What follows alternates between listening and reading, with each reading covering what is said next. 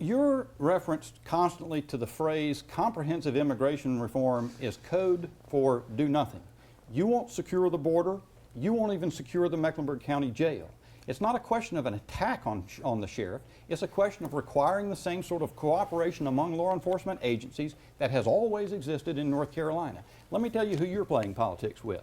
You're playing politics with the victim of that domestic abuser, that two-time domestic abuser that one time held off a SWAT team for 9.5 hours. You're playing politics with the two children, one of whom was raped, the other sexually assaulted by a criminal illegal alien subject to a detainer request that the sheriff decided to release. Senator Bishop. It has no place in this country. Thank you. Christina, follow. All right, let's talk about some of the inaction that you referenced a bit here that Congress has failed to take. The Flores Agreement of 1997 set a protocol for how the U.S. government will handle migrant families who cross the border with children. Now, per the agreement, there is a 20-day limit on how long children can be held, and the Trump administration wants to change that to an indefinite amount of time. Now, the Flores Agreement has gone 22 years without being codified into law because of inaction by Congress. So our question to you, if elected, what action will you be taking, Dan McCready, to manage the migrant families and their children who are fleeing to the U.S. while their cases are being heard? Well, there's a lot to be done. And I think that it all needs to be done, again, as part of a comprehensive and a bipartisan solution where the Republicans and the Democrats work it together. We absolutely need a secure border. To me, if Democrats are saying we don't need a secure border, that's crazy. Now, I don't think that we need 3,000 miles of wall to do it. I think that we can use the kinds of technology I used over in Iraq, surveillance technology. We have all kinds of technology that can be used to supplement the physical barriers that are there to secure the border.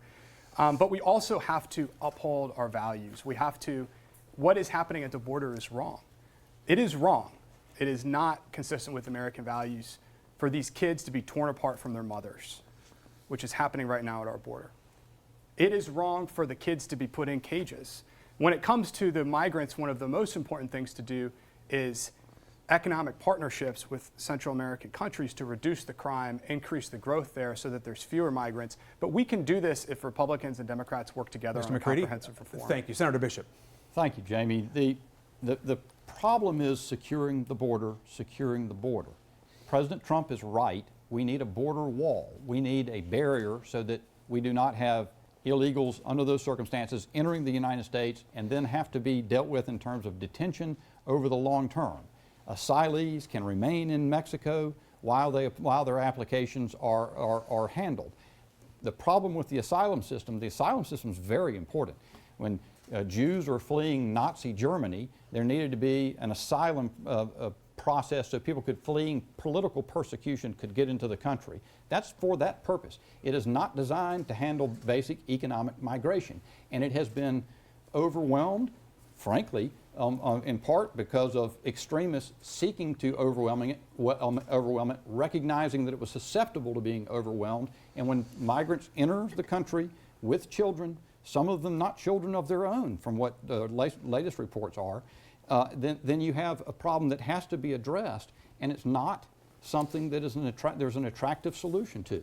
The answer is a barrier, and to have migrants not enter the United States until their asylum application is acted upon. Senator Bishop, appreciate that. We have a lot more ground to cover tonight. We are just getting underway. Gun violence, jobs, trade, the economy, budgets, deficits, lots more to talk about. Keep it right here.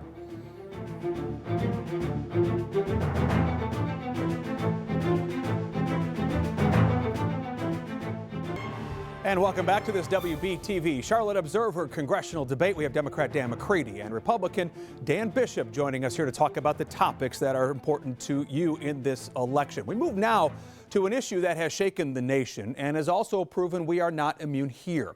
We have seen mass shootings recently in California, Texas, and Ohio. And of course, we also lost 2 lives back in April at UNC Charlotte. Jim Morrill now leads the discussion on gun violence. Jim? Okay, Mr. McCready, we'll start with you. But the recent tragedies, as you said, in El Paso and Dayton were the latest in a long series of mass shootings in America. Both of you oppose a ban on assault-style weapons and high-capacity magazines. Why shouldn't guns be part of the problem?